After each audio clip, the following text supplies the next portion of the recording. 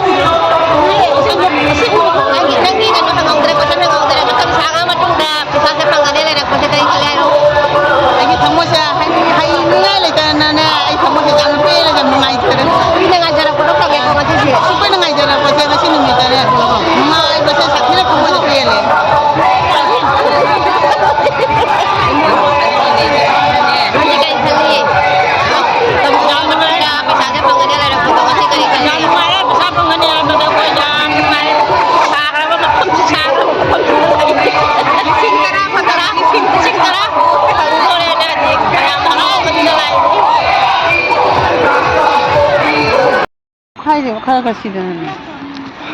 ako bani kapan thu re pung mapan dagi lawana laga haji bawda pung kanon tasale do bok tangai ngam jalaktre duna khambada wasala ing bakha lawu ge togle ni matan se jam sang ngai turi khanda oi doira mai to to no khang ngamdre duna sana thakna bakhra isana thorang taw jaru ge moina podi pijani hai tu basu moina pijaru duna ge ngai ngamaro sana ka ready to jage tang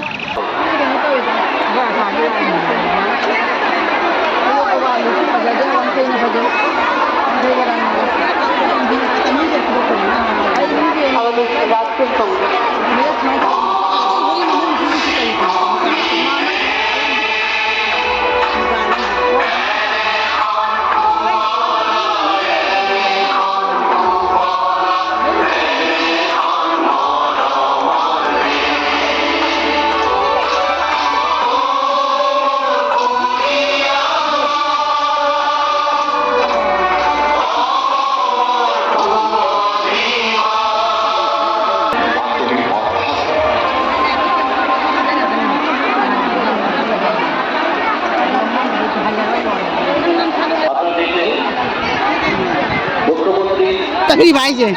Kau mah, nggak aja mereka pakai itu. Kapos juga sin mama phang ra photo kan nama ngam jarak tre siru badai ko hinge ji Bikin tara gitu mereka. Aku kawai mangam do. tara phang bada ji tara gi matak chalam do re duna tam taw na jum da hanjare mayam Cina cinta nore mayam yang wajare Untuk saya. akna bagi damak ta paisa phang aro ye na mayam sina mai gi mitu se sai na bai na hona bada ko mayam de siram do re ngasi matang dagi di kaura se chala ro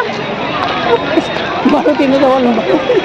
matang dai kaura se chala ro mitu je ko ye ji lore Nanti